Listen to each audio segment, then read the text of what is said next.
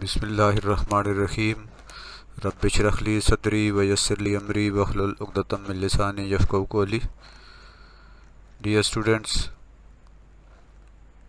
dear teachers, respected parents and other people who are interested in studying biology, we are going to talk about the relationship between cell function and cell structure. It is biology class 9 and unit 4, that is cell biology, and we are studying cells and tissues. I am Dr. Muhammad Nasir Kiani. This is YouTube channel तालीम मंजिल। मोहतरम असातिज़ा, वालिदैन और अज़ीज़ तलबा व तालिबात, अस्सलामु अलैकुम। हम बियोलॉजी जमात नहम के यूनिट 4 सेल बियोलॉजी के ज़ैली अनवान सेल एंड टिश्यूज़ और फिर relationship between cell functions and cell structure का मुताला शुरू करने वाले हैं। आइए आगाज़ करते हैं। Relationship between cell structure and cell function. Cell के स्ट्रक्चर और सेल के फंक्शन में, यानी सेल की साख्त में और सेल का जो काम है, उसका जो फंक्शन है, उसकी जो ज़िम्मेदारी है, उसमें क्या ताल्लुक़ है। तो गहरा ताल्लुक़ है इनका आपस में। The bodies of animals and plants are made up of different types of sales.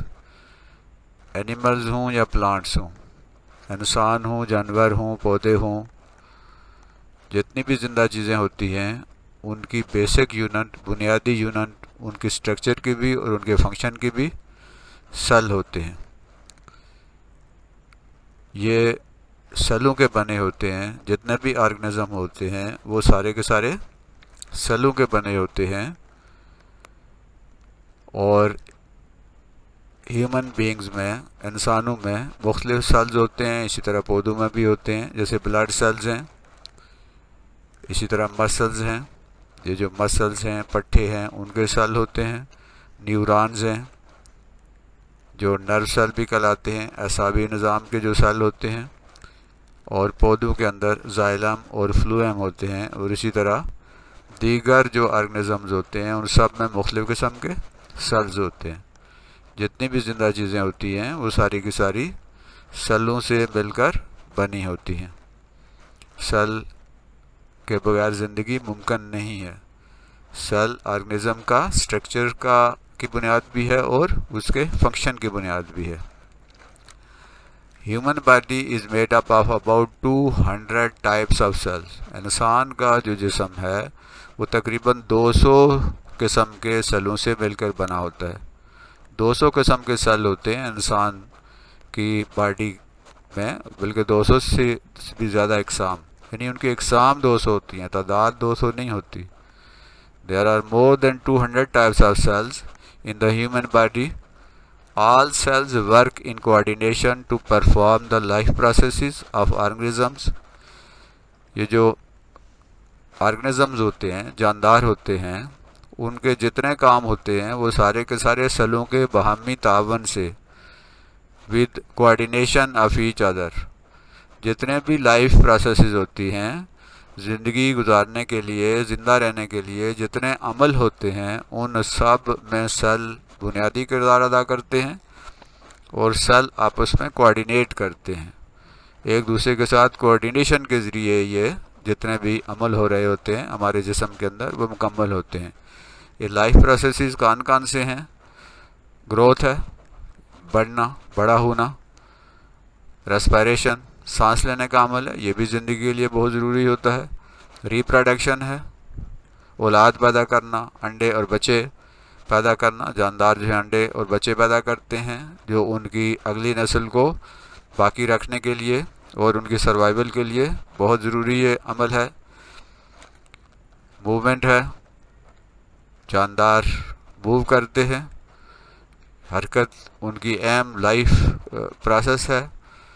और कोऑर्डिनेशन एंड कंट्रोल है, उनका जो असाबी निज़ाम है, उनका सेंट्रल नर्वस सिस्टम होता है, एंडोक्राइन सिस्टम होता है, जिसके ज़रिए बॉडी के अंदर कोऑर्डिनेशन होता है, बॉडी पर कंट्रोल हासिल किया जाता है। तो ये तमाम लाइफ प्रोसेसेस जानदारों में हो रहे होते हैं, इंसानों में हो रहे होते हैं, और हर सेल की अपनी एक ज़िम्मेदारी है और हर सेल अपना काम करता है। लेकिन जितने सेल होते हैं वो सारे के सारे एक दूसरे के साथ तावन करते हैं। They work in coordination to perform the life processes, to perform their functions. They coordinate with each other, they work like a team. तमाम सेल जो हैं वो एक टीम की तरह काम करते हैं, एक दूसरे के साथ मिलकर काम करते हैं, एक दूसरे की मदद करते हैं, एक दूसरे के साथ कोऑर्डिनेशन करते हैं। तब ये लाइफ प्रोसेसेस, ज़िंदगी के ये जितने अमल हैं, ये तब मुकम्मल होते हैं। अगर कोई एक सेल या कुछ सेलों का ग्रो काम करना छोड़ देगा तो ज़िंदगी के ये अमल मुकम्मल नहीं हो पाएंगे। Each cell performs its specific function. For example, nerve cells conduct nerves impulses and red cells carry oxygen and carbon dioxide.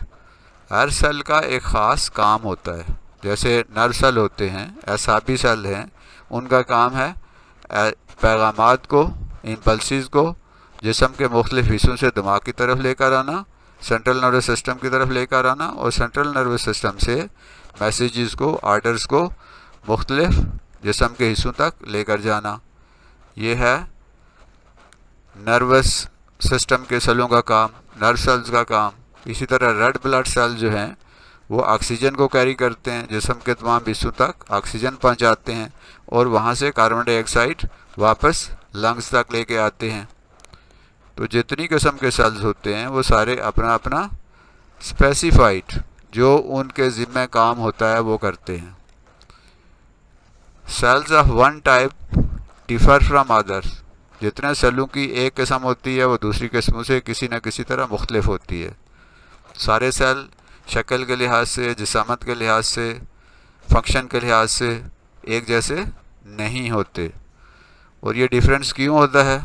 This difference is based on the function they perform. उन्होंने जो काम करना होता है, उनका जो फंक्शन होता है, उसके मुताबिक ही उन सेलों की शक्ल भी होती है, उनकी जिसामत भी होती है, उनकी लेंथ भी होती है, और इसी तरह उनके अंदर मुख्तलिफ़ किस्म के जो ऑर्गेनल्स होते हैं वो भी उनके काम की नौइयत के लिहाज से होते हैं। तो सेलों में जो डिफरेंस होता है वो उनके काम की वजह से होता है। ऐसी शक्ल उनको अल्लाह ने दी है जिससे वो अपने काम को सही और आसान तरीके से मुकम्मल कर सकें। Each cell has a specific structure. हर सेल का अपना एक ख़ास स्ट्रक्चर होता है, अपनी एक ख़ास साख्त होती है। Shape, size, surface area and volume to perform the specific function dedicated to it. हर सेल की अपनी एक साख्त होती है, उसकी अपनी एक शक्ल होती है, उसका अपना एक साइज़ होता है, उसका जो सरफेस एरिया होता है वो भी हर सेल का दूसरे सेल से मुख्तलिफ होता है, उसका जो वॉल्यूम होता है वो भी दूसरे सेलों से मुख्तलिफ होता है। कुछ सेल छोटे होते हैं, कुछ बड़े होते हैं, कुछ गोल होते हैं, कुछ लंबे होते हैं, कुछ सख्त होते हैं, कुछ नरम होते हैं। ये सेल जितने भी हैं इनको इस तरह अल्लाह ने तख्लीक किया है और उनकी शक्ल इस तरह बनाई है ताकि वो अपना काम बेहतर से बेहतर तरीके पर कर सकें। Differences in cells and specification of their function. सेलों में जो फ़र्क है और उनकी स्पेसिफिकेशन जो है, उनकी शक्ल, उनकी जिसामत, उनका वॉल्यूम, उनका कलर, ये तमाम चीज़ें जो हैं उनकी जो स्पेसिफिकेशन है वो उनके काम की वजह से होती है। Differences in cells can be on the base of their. सेलों में ये जो शक्ल के लिहाज से, स्पेसिफिकेशन के लिहाज से फ़र्क होता है उसकी बुनियाद क्या है, यानी वो उनमें फ़र्क किन किन बुनियादों की वजह से पड़ता है। उसमें सबसे पहले साइज़ है। कुछ सेल छोटे होते हैं, कुछ बड़े होते हैं। और दूसरा है प्रेजेंस और एब्सेंस ऑफ ऑर्गेनल्स। जो सेल के अंदर मुख्तलिफ ऑर्गेनल्स होते हैं, उनके जो सेल के ऑर्गन्स होते हैं जो हम पहले पढ़ चुके हैं, जैसे न्यूक्लियस है, जैसे क्लोरोप्लास्ट है, जैसे माइटोकॉन्ड्रिया हैं, राइजोसोम्स हैं। ये जो सेल ऑर्गेनल्स होते हैं ये कुछ सेलों में होते हैं और कुछ सेलों में नहीं होते, सब में एक जैसे नहीं होते, किसी में कुछ कम होते हैं, किसी में कुछ ज़्यादा होते हैं। जैसे प्लांट सेल है तो उसमें क्लोरोप्लास्ट होते हैं, एनिमल सेल में नहीं होते। इसी तरह मुख्तलिफ सेलों में मुख्तलिफ ऑर्गेनल्स होते हैं और वो उनके काम की वजह से होते हैं। अगर काम ज़्यादा करना होगा तो उनके अंदर वो ऑर्गेनल्स भी ज़्यादा होंगे। और surface area to volume ratio, surface area यानी जो उनकी सतह होती है उनके और उनके वॉल्यूम, उनका जो हजम होता है, जो वो जगह घेरते हैं, उसके दरमियान जो रेशो होती है, उसके लिहाज से भी सारे सेल एक दूसरे से मुख्तलिफ होते हैं। शेप के लिहाज से भी सेल एक दूसरे से मुख्तलिफ होते हैं, कुछ गोल होते हैं, कुछ लंबे होते हैं, कुछ बेज़वी होते हैं, कुछ लंबूतरे होते हैं। तो शक्ल के लिहाज से भी सेल एक दूसरे से मुख्तलिफ होते हैं। साइज़ और शेप की हम अगर बात करें, जिसामत की और शक्ल की, different cells have different size and shape that suit their function. मुख्तलिफ जो सेल होते हैं उनका जो साइज़ है और उनकी शक्ल है वो इस तरह का होता है जो उनके फंक्शन को सूट करता है, जो वो काम करते हैं। जिस तरह का उनका काम होता है उस काम में आसानी पैदा करने के लिए उनकी शक्ल भी वैसी ही होती है। जैसे रेड ब्लड सेल जो हैं आरबीसीज, ये क्या करते हैं, ऑक्सीजन को कैरी करते हैं। तो red blood cells RBCs are round, गोल होते हैं। क्यों गोल होते हैं? To accommodate globular haemoglobin which is a round shape protein for binding and transporting oxygen to all parts of the body.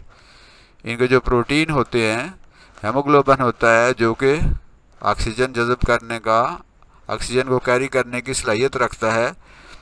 ये चूँकि गोल शक्ल की प्रोटीन का बना होता है, इसको एडजस्ट करने के लिए रेड जो ब्लड सेल्स होते हैं वो भी गोल होते हैं, राउंड होते हैं, ताकि उनके अंदर वो प्रोटीन एडजस्ट हो सके और हेमोग्लोबिन बेहतर तरीके से ऑक्सीजन को कैरी कर सके। तो रेड सेल जो होते हैं उनकी शक्ल गोल इस वजह से होती है ताकि राउंड शेप प्रोटीन उनके अंदर बेहतर तरीके से समा सके, बेहतर तरीके से एडजस्ट हो सके और इस तरह वो ऑक्सीजन को आसानी से कैरी करके एक जगह से दूसरी जगह लेके जा सकें, क्योंकि ऑक्सीजन ज़िंदगी के लिए और सेलों की ज़िंदगी के लिए बहुत ज़रूरी होती है। नर्व सेल्स की अगर हम बात करें तो नर्व सेल्स वो सेल होते हैं जो हमारे नर्वस सिस्टम में होते हैं।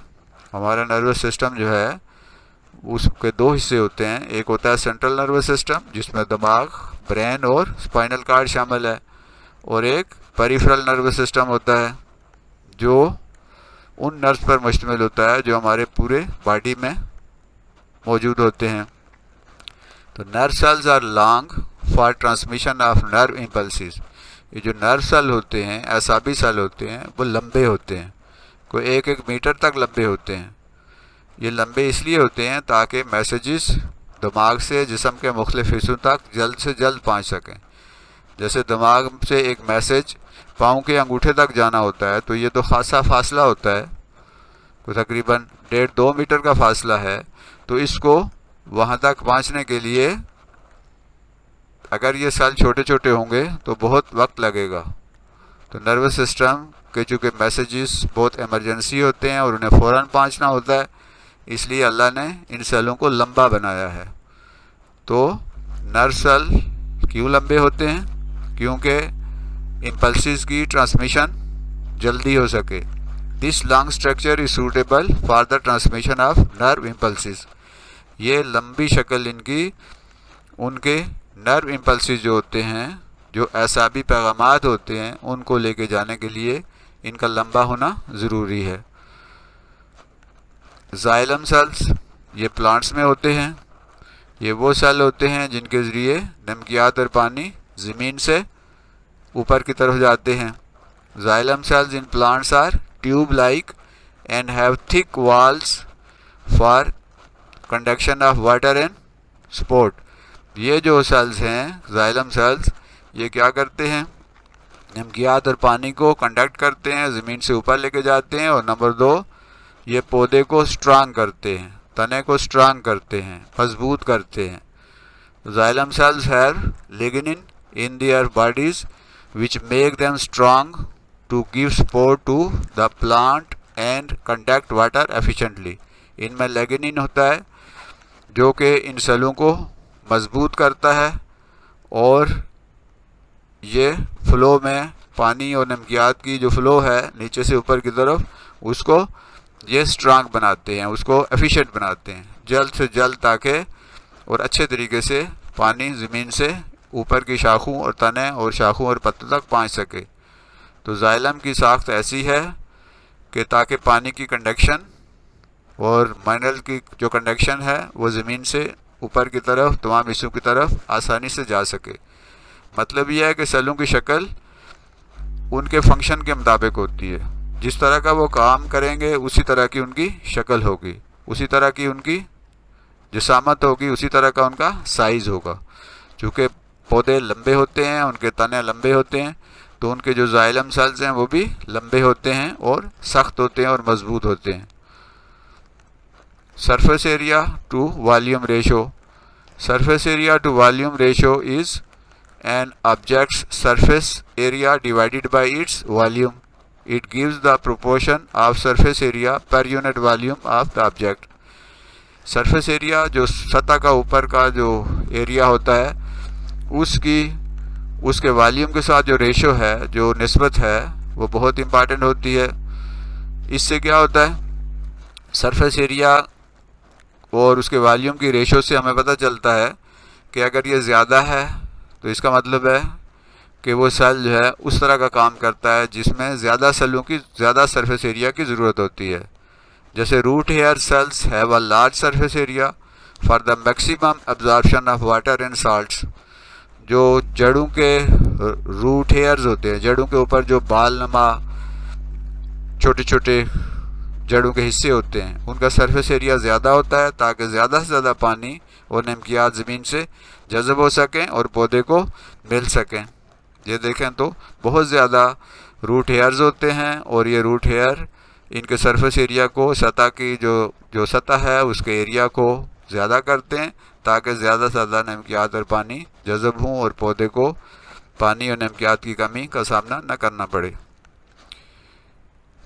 प्रेजेंस और एब्सेंस ऑफ ऑर्गेनल्स। सेल के अंदर जो ऑर्गेनल्स होते हैं मुख्तलिफ किस्म के, जिनका जिक्र हम पहले कर चुके हैं, वो अगर जिस तरह का सेल होगा उसी तरह के उसके अंदर ऑर्गेनल्स होंगे और उसी तरह का वो काम कर रहा होगा। द प्रेजेंस और absence of different organelles enable the cells to perform a specialized function। यानी जो पौधों के ऑर्गेनल्स होते हैं उनकी मौजूदगी से ये सेल इस काबिल होता है कि वो ख़ास किस्म का काम कर सके। सेल के अंदर जो ऑर्गेनल्स हैं वो इसको काम में मदद देते हैं, तो जिस तरह का उसका काम होगा, जिस तरह की उसकी जिम्मेदारी होगी, उसी तरह के उसके अंदर ऑर्गेनल्स होंगे। Cells that are involved in making secretions have more organelles such as the endoplasmic reticulum and Golgi apparatus etc। वो सेल जो कि सिक्रीशंस करते हैं एंडोक्राइन सिस्टम में होते हैं और उनके अंदर से ख़ास किस्म के एंजाइम्स खारिज होते हैं, उन सेलों में ऑर्गेनल ज़्यादा होंगे। एंडोप्लाज्मिक रेटिकुलम और गोल्गी अपरेटस वगैरह ये ऑर्गेनल जो हैं उस सेल में ज़्यादा होंगे। Cells that are involve in photosynthesis have chloroplast. वो सेल जो कि क्लोरोप्लास्ट में क्लोरोफिल में मदद, क्लोरोफिल जिनके अंदर होता है और वो फोटोसिंथेसिस में इन्वॉल्व होते हैं, वो क्या करते हैं, उनमें फोटोसिंथेसिस के लिए क्लोरोप्लास्ट होता है। यानी वो सेल जो फोटोसिंथेसिस में मदद देते हैं उनके अंदर ख़ास किस्म के ऑर्गेनल्स होते हैं जिन्हें क्लोरोप्लास्ट कहते हैं।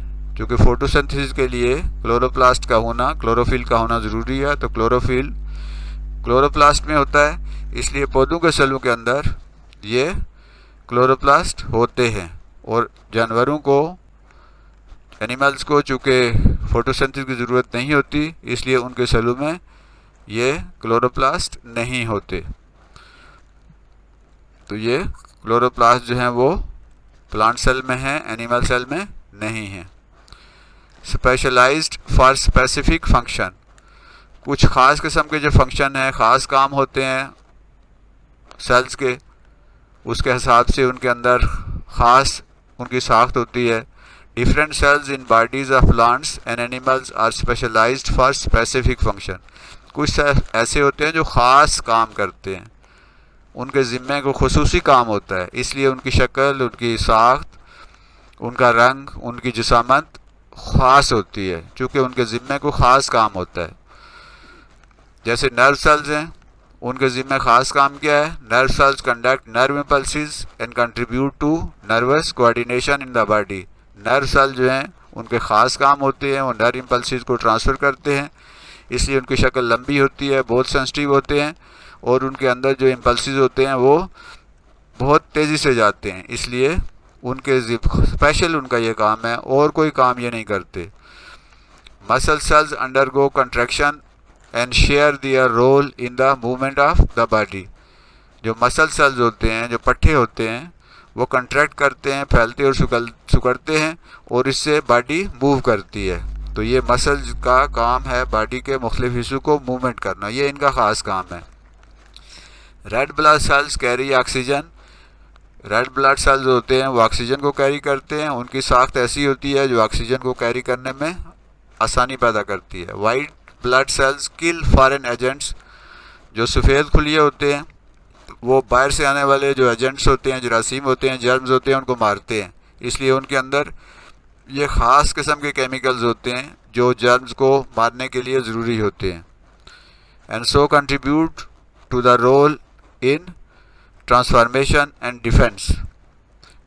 ये इन ट्रांसपोर्टेशन, ये ट्रांसपोर्टेशन में रेड सेल जो होते हैं वो ऑक्सीजन को ट्रांसपोर्ट करते हैं, कार्बन डाइऑक्साइड को वापस लंग्स की तरफ ट्रांसपोर्ट करते हैं, और वाइट सेल जो हैं वो डिफेंस का काम करते हैं, दफा का काम करते हैं। तो ये रेड ब्लड सेल्स हों या वाइट ब्लड सेल्स हों, उनके ज़िम्मे ख़ास काम है। गोया कि नर्व सेल का अपना एक काम है, खुसूसी काम है, वो वही काम करते हैं। मसल सेल्स का अपना एक खुसूसी काम है, सिकुड़ने और फैलने का और हरकत देने का, इसलिए ये यही काम करते हैं। रेड ब्लड सेल जो होते हैं वो ऑक्सीजन को कैरी करते हैं और ट्रांसपोर्टेशन में मदद करते हैं, और वाइट सेल जो हैं वो दुश्मन को मारने के लिए, फॉरेन एजेंट्स को किल करने के लिए और बॉडी का डिफेंस करने के लिए इस्तेमाल होते हैं। तो ये उनका खुसूसी काम है। इसी तरह प्लेटलेट्स जो हैं वो खून को जमाते हैं और खून को जिस्म से बाहर बहने नहीं देते। Skin cells act as physical barrier against foreign materials and some as receptor for temperature, touch, pain, etc. जो हमारा स्किन के जो सेल होते हैं वो फिज़िकल बैरियर हैं, रुकावट हैं बाहर के मटेरियल के, ये हमें गर्मी सर्दी से बचाते हैं, इनसे ज़रिए हमें टच का पता चलता है, कोई छूता है, पेन दर्द का एहसास होता है, तो ये इनका स्पेशल काम है। हड्डियों के जो सेल होते हैं, bone cells, it deposit calcium in their extracellular spaces to make the bones tough and thus contribute to the supporting role of bones। ये जो हड्डियाँ होती हैं इनके सेल, कैल्शियम उनमें जमा होती है और ये हड्डियाँ मजबूत होती हैं, जिसकी वजह से हमारा पूरा जिस्म जो है उसका ढांचा जो है स्केलेटल सिस्टम पूरा खड़ा रहता है, और इस तरह हमारे बॉडी को सपोर्ट करने में ये मदद करती हैं। Contribution of cells in functioning of the whole body, हमारे पूरे जिस्म में सेलों की क्या कंट्रीब्यूशन है, सेल क्या काम करते हैं। तो सेल ज़ाहिर है कि बहुत लाजमी हैं और बहुत अहम किस्म के काम करते हैं। हमने पहले भी बात की है, nerve cells conduct nerve impulses and thus contribute in coordination in the body. Nerve cell जो होते हैं वो क्या करते हैं, इम्पल्सिस को, पैगामात को दिमाग की तरफ, स्पाइनल कार्ड की तरफ लेके जाते हैं, और वहाँ से आर्डर्स स्पाइनल कार्ड से और सेंट्रल नर्वस सिस्टम से, ब्रेन से जिस्म के मुख्तलिफ हिस्सों की तरफ लेके आते हैं, और इस तरह ये कोऑर्डिनेशन का काम करते हैं। Muscle cells undergo contraction and share their role in movement in the body. जो मसल्स होते हैं, मसल सेल्स वो क्या करते हैं, वो जिस्म की मूवमेंट में, हरकत में मदद देते हैं। हम किसी चीज़ को पकड़ते हैं, हम चलते हैं, हम खेलते हैं, हम बैठते हैं, हम उठते हैं, ये सारा मसल सेल्स की वजह से होता है। तो मसल सेल्स का ये काम है कि वो मूवमेंट में आसानी पैदा करते हैं। Red blood cells carry oxygen and white blood cells kill foreign agents and so contribute in the role of blood in transportation and defence. तो रेड ब्लड सेल जो हैं वो क्या करते हैं, ऑक्सीजन को कैरी करते हैं, लेके जाते हैं, और इसी तरह वाइट सेल जो हैं वो फॉरेन एजेंट को किल करते हैं। और हमने बात की है प्लेटलेट्स जो हैं वो खून को जिस्म से बाहर जाने से रोकते हैं। तो ये जितने भी हैं इनका बहुत अहम रोल है। अगर कोई एक भी काम करना छोड़ देंगे सेल का कोई ग्रुप, तो ज़िंदगी मुश्किल हो जाती है। इसी तरह जो सम स्किन सेल्स, हमने स्किन सेल्स की पहले बात की है, act as physical barrier against foreign materials and some as receptor for temperature, touch, pain etcetera. हमारी जो जल्द के जो सेल हैं वो फिज़िकल बैरियर है, बाहर से जिस्म में कोई मटेरियल का अंदर नहीं आने देते, और जिस्म से जो काम के मटेरियल है उसको बाहर नहीं जाने देते। और सेल से जो जल्द होती है, स्किन होती है, उसमें रिसेप्टर भी होते हैं जो हमें टेम्परेचर का, गर्मी सर्दी का एहसास दिलाते हैं। टच, अगर हमारे जिस्म के साथ कोई चीज़ गर्म लग जाए, ठंडी लग जाए, सख्त लग जाए, हमें पता चल जाता है। पेन जो है, दर्द के रिसेप्टर इसमें होते हैं, कोई तकलीफ़ हो तो फ़ौरन जो है वो दिमाग को ये मैसेज देते हैं। तो ये इस लिहाज से स्किन का अपना एक, उसके सेलों का अपना एक रोल है। बोन सेल, हमने कहा है कि the cell of bones deposit calcium in their extra cellular spaces in to make the bone tough and thus contribute to the supporting role of bone. हड्डियों के अंदर जो स्पेसिस होते हैं, जो सेलों के अंदर, उनके अंदर कैल्शियम जमा होती है, और इस तरह हमारी हड्डियाँ मजबूत होती हैं, और इस तरह हमारी बॉडी जो है वो स्ट्रांग होती है।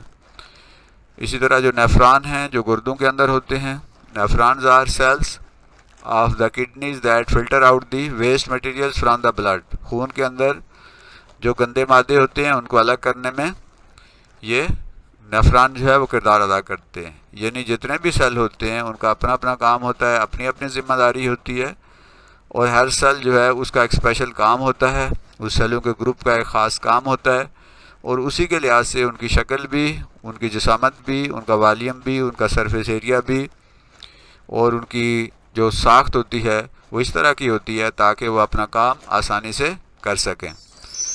तो ये था आज का सबक, जिसमें हमने ये देखा कि किस तरह जो है वो सेल बहुत अहम किरदार अदा करते हैं। आपका शुक्रिया कि आपने इस वीडियो को और इस सबक को पूरे खुलूस के साथ, पूरी मेहनत के साथ, पूरी तवज्जो के साथ सुना और देखा। इस YouTube चैनल से फ़ायदा उठाइए। ये YouTube चैनल जो है तालीम मंजिल है, और इसका मकसद तालीम व तअल्लुम है, इल्म को फैलाना है, मुल्क से जहालत का ख़ात्मा करना है, साइंस के ख़ास तौर पे स्टूडेंट्स को, 9th-10th के स्टूडेंट्स की मदद करना है, उनकी एकेडमियों से और टीचरों से जान छुड़ानी है ताकि वो घरों में भी बेहतर और मेयारी तालीम हासिल कर सकें। अल्लाह हमारा मददगार हो। ये YouTube चैनल आपका अपना है, इसे लाइक भी कीजिए, इसे सब्सक्राइब भी कीजिए, इसे दूसरों के साथ शेयर भी कीजिए, और इसे ज़्यादा से ज़्यादा जो है दूसरे लोगों तक पहुंचाइए ताकि एक अच्छी और मेयारी तालीम लोगों तक पहुंच सके। आपका एक बार फिर शुक्रिया। Thank you very much. Allah हाफिज़। पाकिस्तान जिंदाबाद।